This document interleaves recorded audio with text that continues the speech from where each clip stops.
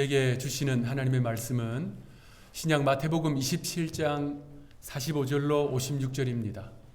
마태복음 27장 45절부터 56절까지 저와 여러분들이 한 절씩 교독하시고 56절 함께 읽겠습니다.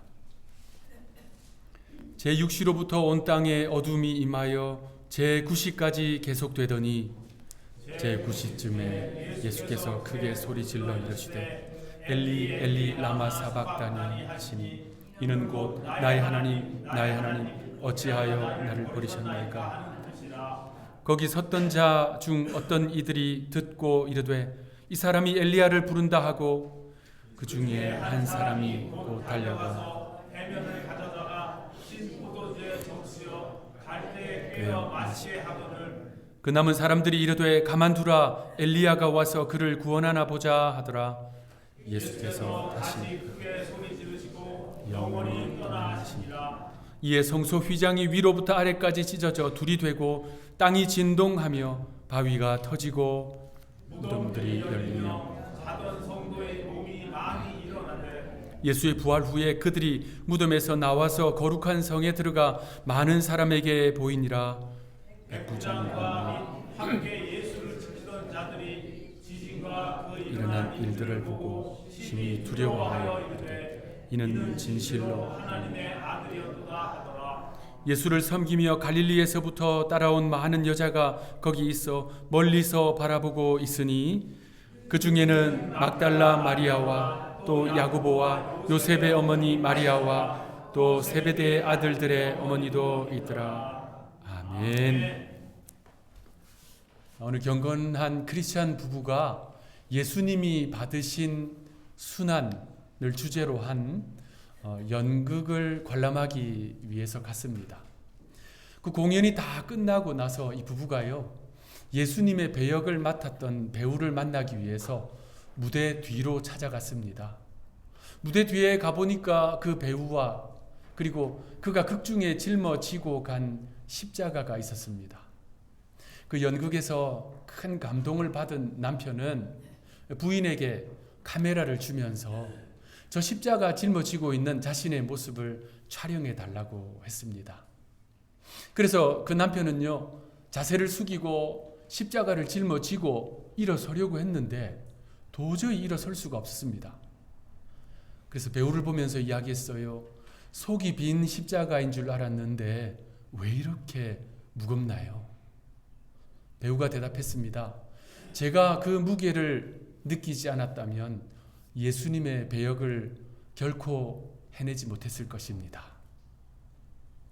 우리 주님이 감당하신 십자가는요, 말로 형언할 수 없는 큰 고통이었습니다.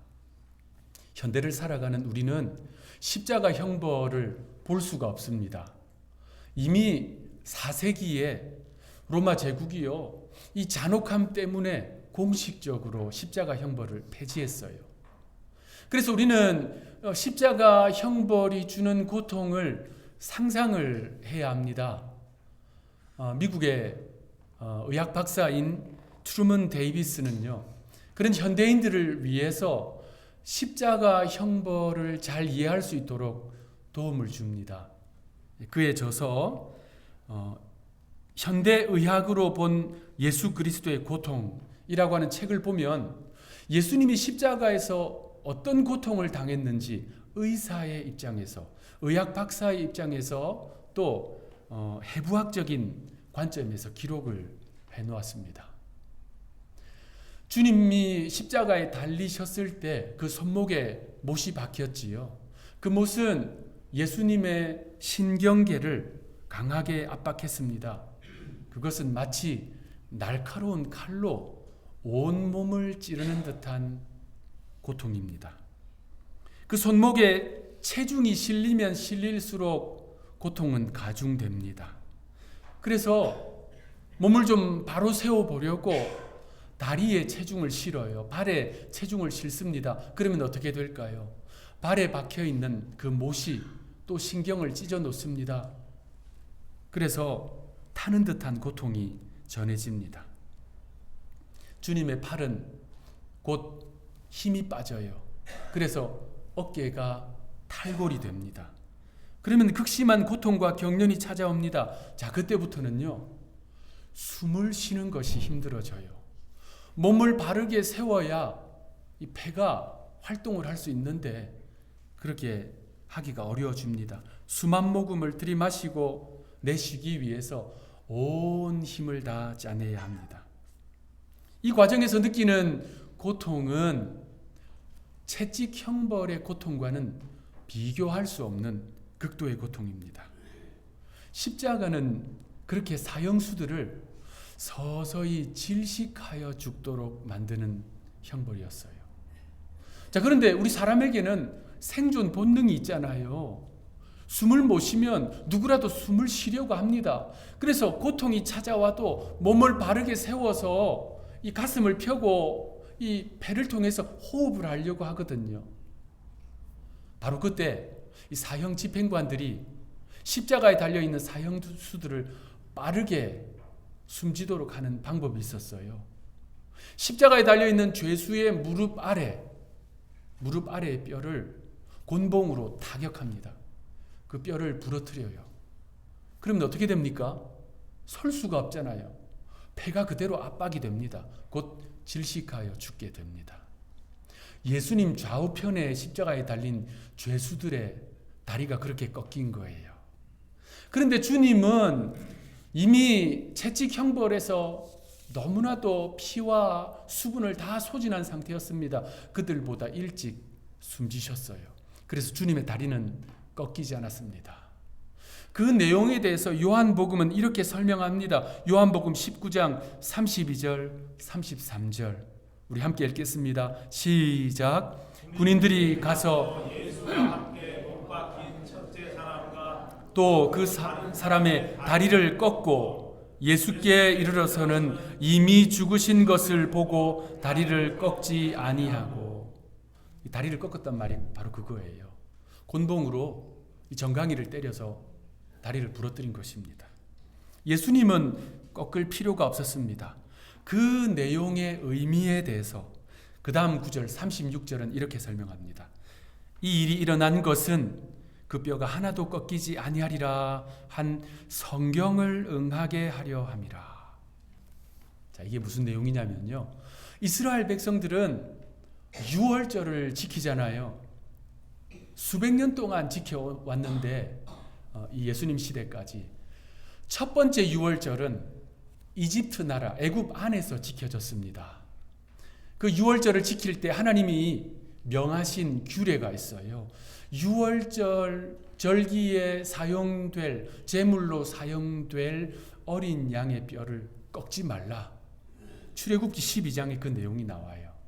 그 규례대로 이스라엘 백성들은 첫 번째 유월절을 지킬 때 어린 양의 뼈를 꺾지 않고 유월절을 지켰습니다. 그리고 애굽에서 탈출했어요. 그리고 홍해를 건넜어요. 광야를 관통하고 드디어 시내산에 당도했습니다. 그들이 시내산에 당도해서 1년이라는 세월이 지났습니다. 두 번째 유월절이 다가왔어요. 그러자 하나님께서 똑같은 명령을 또 하셨습니다. 민수기 9장에 나와요. 어린 양의 뼈를 하나도 꺾지 말라 명령하세요. 그 명령대로 뼈를 꺾지 않고 유월절을 쭉 지키고 있었습니다. 무려 450년의 세월이 지났어요. 다윗이 왕으로 통치할 때였습니다. 어느 날 다윗이 성령에 감동해서 장차 오실 메시아에 대한 예언적인 시를 씁니다. 그 내용이 시편 34편에 나와요. 그 가운데 20절이 이렇습니다. 그의 모든 뼈를 보호하심이요 그 중에서 하나도 꺾이지 아니하도다.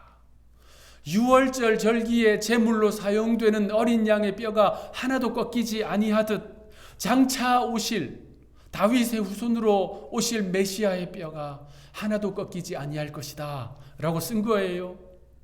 그리고 수백 년이 흘러서 예수님이 십자가에 달리셨는데 그 뼈가 하나도 꺾이지 아니하였더라 라고 말씀하는 겁니다.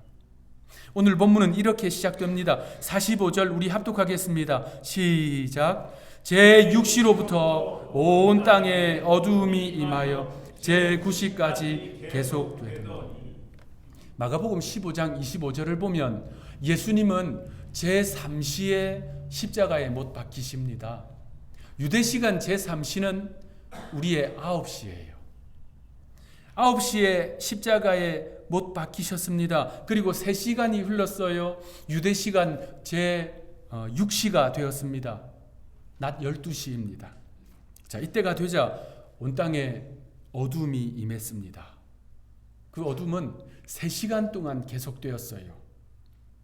여러분, 낮 12시부터 오후 3시, 하루 중에 가장 밝은 시간 아닙니까? 그때 어둠이 임한 거예요. 오늘 본문 말씀에 대해서 어떤 학자들은 개기일식이 그날에 있었다. 어떤 이들은 두꺼운 구름이 하늘에 있어서 햇볕을 가렸다. 어떤 이들은 사막에 모래바람이 불어서 주변이 캄캄해졌다. 이렇게 자연적 현상으로 해석을 시도합니다만 분명한 것은 독생자를 보내주셨는데 그 메시아를 십자가에 못 박아 버린 사람들에 대한 하나님의 탄식과 거룩한 분노, 그것 때문에 자연마저도 생기를 상실한 상태였지요. 그래서 요한복음은요, 해도 그 빛을 잃었다라고 말씀하고 있습니다. 자, 그렇게 3시간이 흘렀습니다. 오후 3시, 유대시간 제9시가 되었어요. 그러니까 예수님은 제3시부터 제9시까지 6시간 동안 십자가에 달리신 것입니다. 우리 예수님이 십자가에 달리신 그 사형장, 골고다 언덕, 갈보리 언덕은요, 그리 대단한 장소는 아니었습니다. 예루살렘 성문 밖에 나지막한 언덕이었어요. 자, 이 갈보리 언덕과 골고다 언덕과 예루살렘 성벽은 멀지 않았습니다. 불과 도보로 10분 이내의 거리였어요. 훗날 이 갈보리 언덕이요, 성벽이 확장되면서 성 안으로 들어왔지만 예수님 시대에는 성 밖이었어요. 가까운 거리였습니다. 그래서 서로 큰 소리로만 이야기해도 들릴 정도의 거리였습니다. 누군가 성벽 위에 올라서서 그 골고다 언덕을 바라보고 있으면 예수님이 십자가에 달리신 그 장면을 볼 수 있었습니다. 바꾸어 말하면 주님은 십자가 위에서 그 성벽 안을 보실 수 있었다는 말입니다. 예수님이 십자가에 달려 계신 이 시간, 이 성벽 안, 성전 안에서는요, 유월절 절기, 유월절 축제가 한창이었습니다. 노래 부르는 소리, 나팔 부르는 소리가 성 안에 가득했어요. 그 소리가 예수님의 귀에는 안 들렸을까요? 들렸지요. 주님은 십자가 위에서 그 성 안, 그 성벽 안을 충분히 보실 수 있었다는 말입니다. 여러분, 주님이 골고다 십자가에서 달리신 그 시간적 과정, 절차적 과정은요, 성전 안에서 어린 양들이 유월절 제사의 제물로 도살되는 그 과정과 놀라우리만치 정확하게 일치합니다. 자, 앞서 말씀드렸지요. 유월절 제3시는 첫 번째 제물을 제단에 올리는 시간이에요. 예수님이 정확히 그 시간에 십자가에 못 박히셨습니다. 유월절 제6시는 이제 그 성전 안에서 유월절 제물인 어린 양들을 본격적으로 도살합니다. 수많은 어린 양들이 도살되는 바로 그 시간에 예수님의 고통은 최고조였습니다. 그래서 온 땅에 어둠이 임했지요. 그리고 마지막 제9시 오후 3시는 유월절 희생 제물이 마무리되는 시간이에요. 어린 양들의 피가 뿌려집니다. 제단과 그 주변에 쫙 뿌려져요. 그리고 그 절차가 마무리됩니다. 바로 그 시간에 예수님의 옆구리 창에 찔리셨고요, 피를 쏟으셨습니다. 그리고 주님이 숨지십니다. 성전 안의 어린 양들, 그 양들의 뼈가 하나도 꺾이지 아니한 것처럼 성전 밖 골고다 언덕에 예수님의 뼈가 하나도 꺾이지 아니한 것입니다. 그렇게 성전 안의 어린 양과 성전 밖에 예수님, 주님은 철저히 유월절 희생 제물이 되셨다는 것을 성경은 분명하게 보여주고 있습니다. 그래서 고린도전서 5장 7절 후반부는 우리의 유월절 양 곧 그리스도께서 희생되셨느니라 라고 말씀하는 거예요. 자, 그런데 여러분, 성전 안에서 도살되는 어린 양과 십자가에서 죽으시는 예수님, 결정적인 차이가 있습니다. 그 절차, 시간적 과정이 똑같지만 핵심적인 차이가 있어요. 오늘 본문 50절은 그것을 우리에게 가르쳐 줍니다. 합독하겠습니다. 시작. 예수께서 다시 크게 소리 지르시고 영혼이 떠나시니라. 예수님이, 하나님이 보내신 독생자가 죽으시는 정말 인류 역사에서 가장 극적인 순간입니다. 이 짧은 한 구절은요, 아주 중요합니다.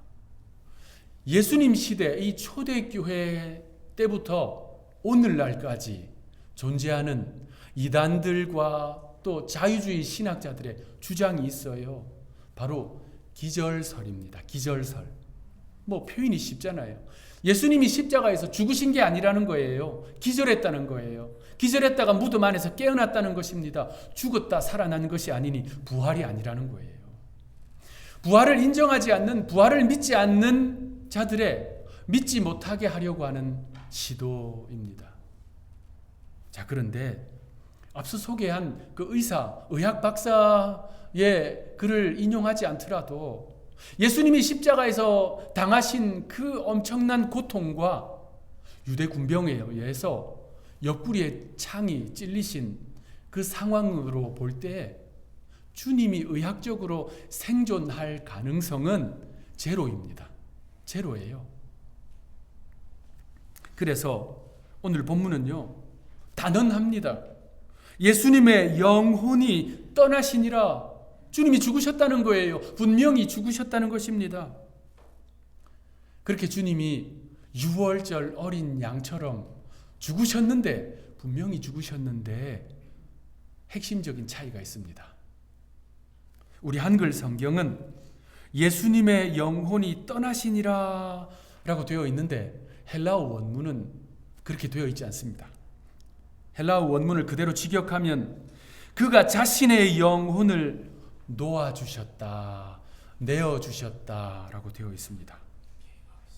그러니까 주님이 죽으셨는데 그 양들처럼 수동적으로 죽임을 당한 것이 아니라는 말씀이에요. 오히려 능동적으로, 자발적으로 자신의 죽음을 선택하신 것입니다. 그래서 영어 성경은 이 원문에 가깝게 He gave up His Spirit 이라고 번역해 놓았습니다. 어린 양들은 도살을 당했지만 우리 예수님은 스스로 선택하사 희생제물이 되셨다는 말이에요. 이것이 핵심적인 차이입니다. 그리고 이 차이는 앞으로 놀라운 일들을 일으킵니다. 우리 주님은 성전 경비대에게 잡히시고 로마 군병들에 의해서 채찍에 맞으시고 사형 집행자들에 의해서 십자가에 못 박히시고 이제 그 영혼이 떠나셨지만 그 모든 과정을 예수님이 다 능동적으로 하나님의 아들이신 그분이 자발적으로 다 선택하사 행하신 것입니다.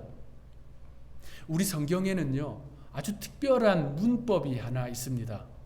바로 신적 수동태라는 것입니다. 우리 성경에만 나와요. 다른 종교의 경전들에는 찾아볼 수 없습니다. 오직 성경 언어만의 특별한 형태입니다. 이런 내용이에요. 어떤 사건이 일어났습니다. 어떤 현상이 일어났어요. 분명히 하나님이 행하신 것인데 성경의 기록자들은 신구약 공의 하나님의 이름을 쓰는 것을 너무나도 조심했어요.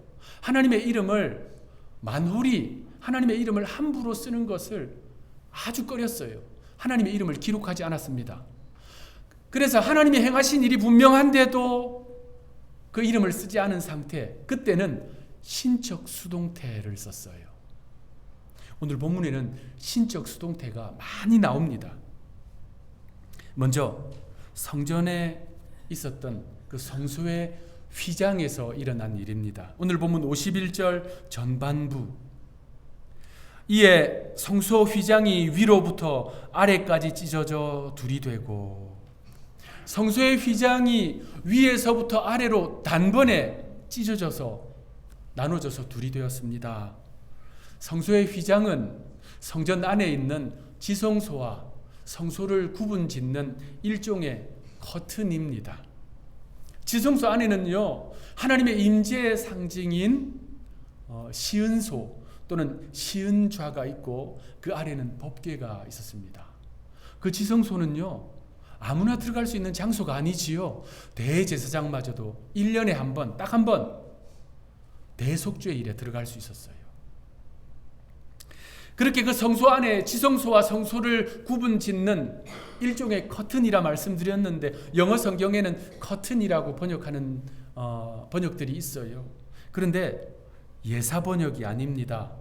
출애굽기 26장에 보면 그 휘장을 만드는 규례가 나와요. 이런 방식으로 만들어라. 그 방식대로 만들거든요. 그 방식대로 만들면 엄청 큰 휘장이 됩니다. 성경과 유대 역사가 요세푸스의 기록 그리고 탈무드에도 그 내용이 나오거든요. 그 내용을 보면 예수님 시대에 만들어진 휘장이 어떤 모양이었을까 예상할 수 있어요. 자, 그 휘장의 높이가 약 18m입니다. 60피트예요. 6층 건물 높이예요. 놀라지도 않으시는군요. 그리고 넓이는 9m입니다. 30피트. 자, 두께가 어떻게 될까요? 두께는 손바닥 넓이입니다. 4인치. 여러분, 이런 크기의 커튼 보신 분 있나요? 두께가 손바닥 두께. 그래서 무게가요, 수백 킬로그램에 달합니다. 사람이 옮길 수 있는 커튼이 아니에요. 그래서 당시 기록에 보면 제사장 300명이 붙어서 옮겼다 기록되어 있습니다. 커튼이니까 설치를 해야 되잖아요. 그 수백 킬로그램짜리 커튼을 어떻게 설치하겠어요? 기둥을 따로 세웠습니다. 자, 그런데 오늘 본문을 보십시오. 주님이 죽으시자 그 휘장이 찢어졌어요. 위에서부터 아래로 단번에 찢어졌습니다. 사람이 찢을 수 있는 게 아니에요. 자연적으로 찢길 수 있는 것이 아닙니다. 하나님께서 하신 일이지요. 우리 주님이 죽으심으로, 주님의 몸이 찢기심으로 그 휘장이 찢어졌습니다. 지성소, 하나님의 임재의 상징, 그곳으로 나아갈 길을 여신 거예요. 대제사장마저도 1년에 한 번밖에 들어갈 수 없는 그 길을 활짝 열어놓으신 것입니다. 그리고 이어진 현상이 51절 후반부, 땅이 진동하며 바위가 터지고. 자, 여기서 바위가 터졌다는 말은요, 무덤 입구를 막아 놓은 그 큰 바위가 깨지고 부서졌다라는 말입니다.